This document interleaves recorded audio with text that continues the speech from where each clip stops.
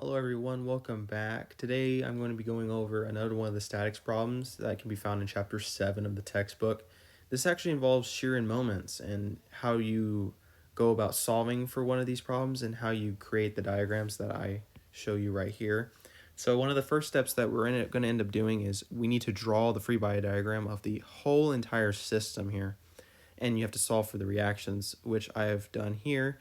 You end up finding that your f of 0 is equal to it's ax equal to 0, and then when you solve for your forces in the y direction, you'll get a value of 8 kilonewtons as your ay, and with that value right off the bat we can notice that it jumps up from 0 to 8 because of course ax is equal to 0, so it doesn't matter, but it jumps up to 8 at that point alone. And so we can then solve for a moment at A to get your B value, which is equal to 10 kilonewtons when you go through the process. It doesn't seem important now, but later on in the problem, it will be very useful in how to solve for the shear and moment values. And so the next step in this problem is, of course, you can draw the diagrams and try to set everything up at first, and then you can go on to cutting sections of this beam up here. So you can cut it right here, here, and you can choose to either keep the left or the right sides. It really just depends on what's the easiest way of doing it. You know, like which cut section has less forces and values you have to deal with. And so I decided to cut the left section, or keep the left, in which you only had to deal with from 0 to 2 as your range. And also you have these values of AY and AX now. And so when you solve for the forces in the y direction, you have AY minus your V1 equal to 0, which ends up being V1 equal to your 8 kilonewtons, which makes sense here because it jumps up to 8 from 0 to 2. It's basically proving that.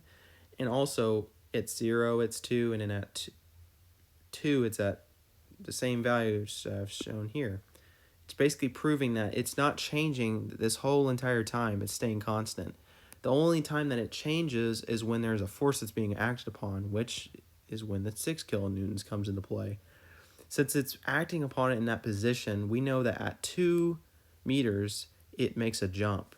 And so when you go further down the line, of course, let's not forget the moment value here, you'll end up finding that the moment is equal to your AYX when you go through the process, because you don't plug in 2 here, you plug in an X value. And that's when you start plugging in 0, 1, and 2. You end up getting 0 and 16. 16 kilonewtons is where it is at this point at 2 meters.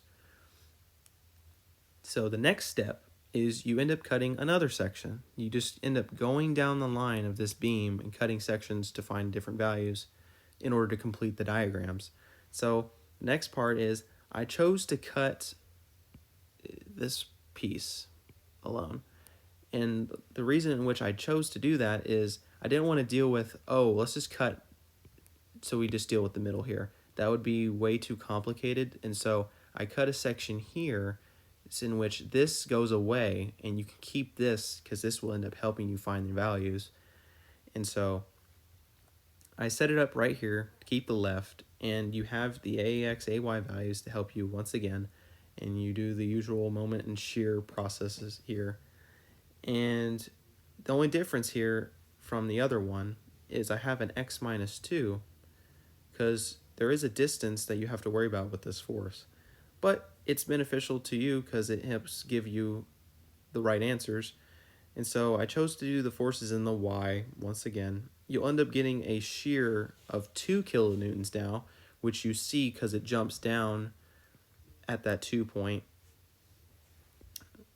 And so when I start doing a moment at the cut at 0, you'll end up having to solve for an equation, which is 6x plus 12 plus your AYX.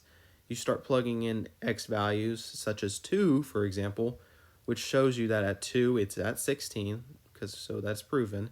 And now from 2 to 4, it's 20. So it ends up still going up, just not as... It doesn't increase as fast as how it was from 0 to 2, which is okay.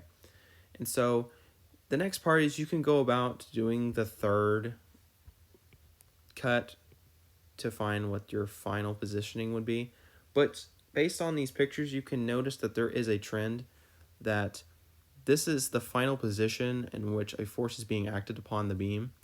And so from this point, it's having to return back to zero. So you could pretty much say that in here, it's going to 2, it stays at the 2 point, and then it jumps down and it returns to 0. And the same for the moment here, it's returning back to the 0 position due to there not being a force acted on in any of this area right here. This is the last piece. And so that's pretty much it on how to solve for one of these problems.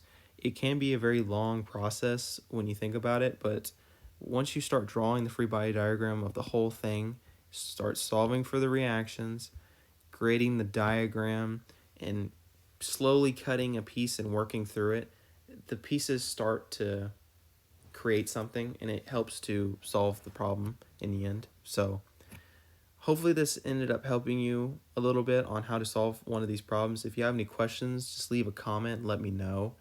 But yeah, thank you for watching the video, and